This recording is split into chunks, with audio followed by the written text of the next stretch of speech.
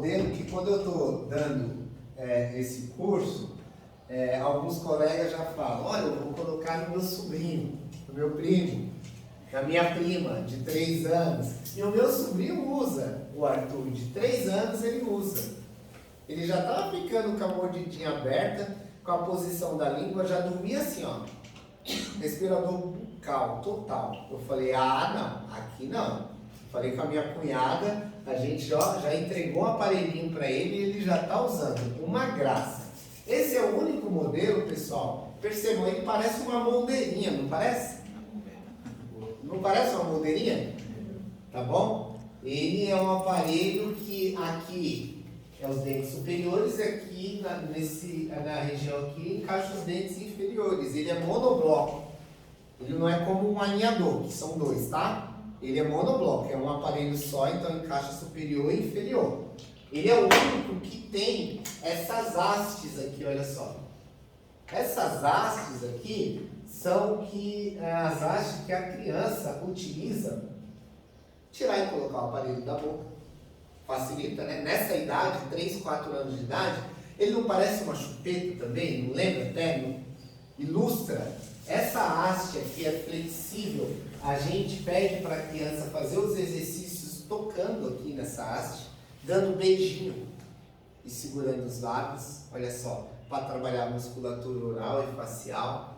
É essa haste que o único que tem essa haste é esse que é o pré-ortodôntico, que é o Kids. Agora a gente tem outros 3 modelos de aparelhos. O pré-teens, que aí você tem um paciente já por volta de 6 anos de idade, e temos o teens e o adult. Esses 2 modelos aqui, olha só, o teens e o adult, você pode usar com bracket, por cima dos brackets. Então aquele paciente que você está com o bracket colado, mas ele está ali, ó, grade esporão, está machucando, ele não coopera, não colabora, senta na cadeira, olha para você, te odeia, caso está machucando a língua dele, a grade esporão. Você tem uma opção de tratamento híbrido, ao mesmo tempo uma opção que a gente chama de mais humanizada. Você consegue usar por cima dos brackets ou por cima dos alinhadores, não é legal? Para um posicionamento lingual. E o mais interessante, pessoal, olha que legal esses aparelhos, principalmente esses 2 modelos que eu acho que são os que estão mais dentro do público de vocês, de pacientes. Que legal! Você usa de maneira híbrida em um paciente que você está corrigindo ali um caso de mordida aberta, para você posicionar a língua melhor. Esse paciente tende a fazer uma interposição, você usa durante o tratamento e pós o tratamento como contenção, só para dormir. Remover os brackets, agora você vai usar o aparelho só para dormir como uma contenção. Com os alinhadores, do mesmo jeito, eu utilizo do mesmo jeito. Eu utilizo de maneira híbrida e pós uma contenção miofuncional para o paciente dormir.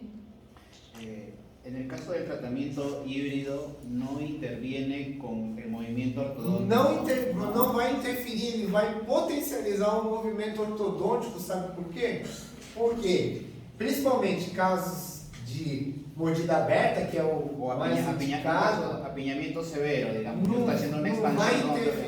não vai interferir porque na parte de dentro dele tem um espaço ali, então não vai interferir na movimentação. O que ele vai ainda potencializar, doutor, é uma situação bem importante, porque quando a gente vai corrigir uma mordida aberta anterior, mecanicamente,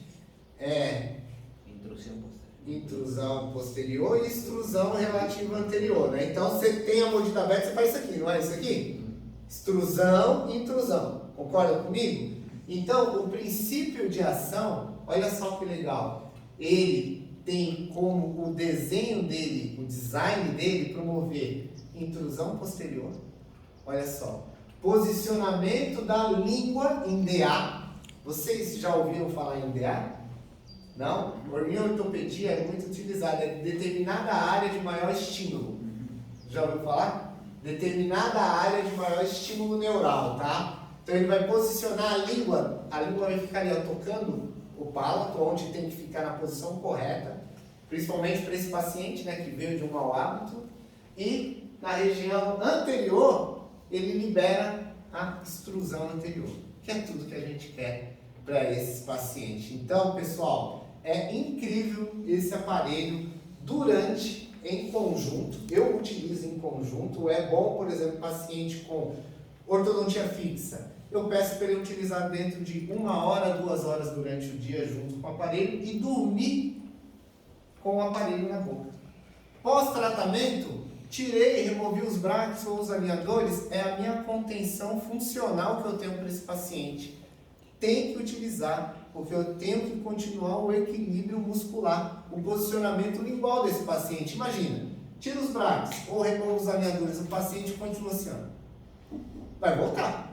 Não tem jeito. Vocês concordam comigo? Não tem jeito. E aí o aparelho, ele vai promover essa estabilização. É uma opção fantástica aqui para vocês trabalharem. E assim, muito prática, sem moldagem. E outro ponto também bem interessante. Agora começou os diferenciais do sistema.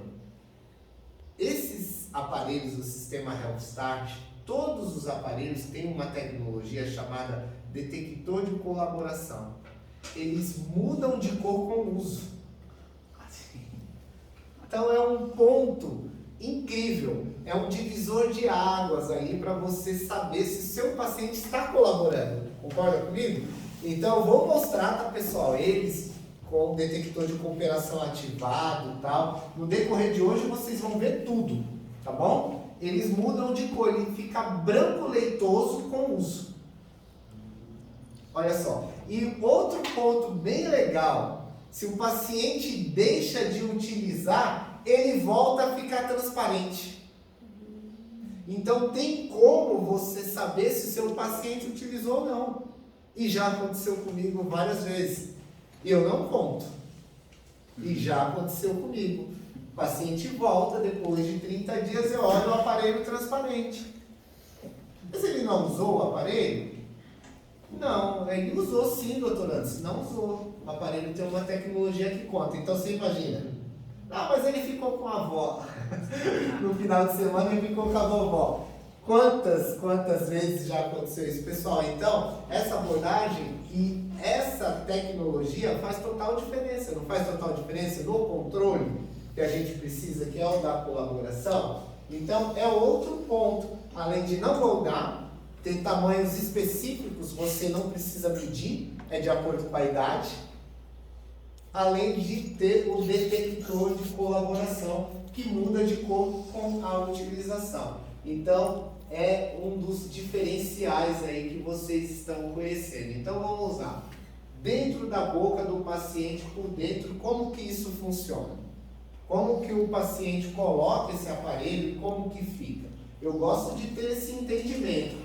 Importante, ó, na região anterior dos aparelhos vem uma seta também, ó, falando que é maxila, tudo bem? Um encaixe aqui para ninguém colocar o aparelho de cabeça para baixo na boca do paciente. Mas olha só, o paciente vai fazer uma leve pressão e ele vai colocar a língua na posição correta, ali, acima da haste lingual.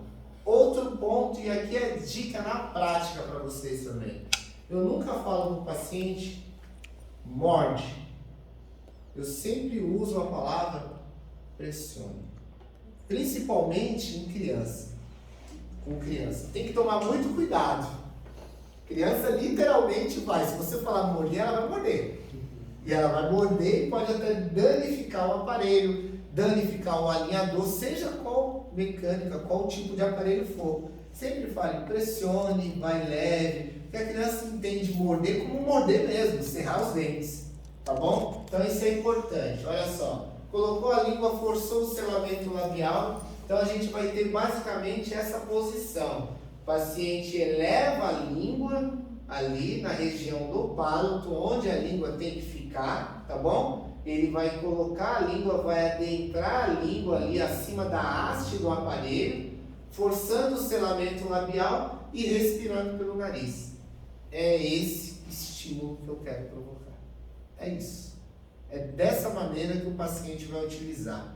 e o paciente vai utilizar aqui, ó, no celular, jogando, automaticamente. É muito simples de se utilizar, porque eu vou falar sobre protocolos de uso ainda, tempo de uso, tudo direitinho, detalhadamente para vocês, mas é muito simples de se utilizar, são poucas horas durante o dia, diferente de outros aparelhos que são utilizados por muito mais tempo.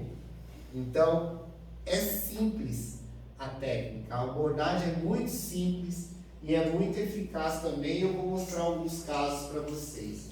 Por que a gente foca e pensa sempre nessa questão do tratamento precoce e por que eu sou adepto ao tratamento precoce e a tratar meus pacientes em 2 fases?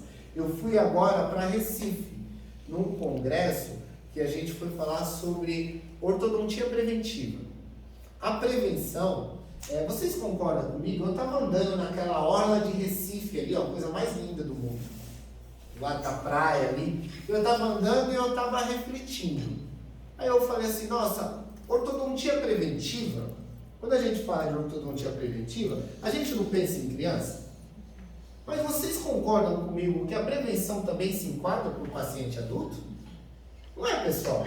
Porque a gente fala, nossa, ortodontia preventiva, mas se você faz um tratamento e depois de algum tempo você não vai no ortodontista para fazer uma prevenção, você pode ter um problema. Concordam comigo? Então a prevenção pode ser, eu estava andando na orla, a prevenção é muito ampla quando a gente fala em prevenção. E quando eu fui falar sobre esse tema de ortodontia preventiva, eu penso sempre nesse desenvolvimento da criança facial aqui, ó, no seu primeiro ano de vida, 60%, tá bom? E aqui até os 6 anos de idade eu tenho um crescimento de desenvolvimento facial de 80%, sobra pouco ali para eu interferir e tentar direcionar para uma posição mais favorável possível. Quando eu falo em preventiva, eu pensei comigo, estava nesse congresso, até essa minha caminhada na praia não é uma prevenção? Não é uma prevenção? Não ortodonticamente, mas não é uma prevenção da minha saúde. Eu não sei se eu vou infartar amanhã, mas eu trato preventivamente, sabendo, poxa, eu não quero infartar amanhã, eu vou caminhar na praia, ou eu vou fazer um tratamento para eu evitar uma complexidade no futuro, não é isso, pessoal? Então, a ortodontia infantil e a ortodontia preventiva, ela está muito em evidência por isso, porque hoje você trata, mas muitas vezes você não sabe se lá no futuro vai ser tão complexo assim, mas você não quer evitar que seja.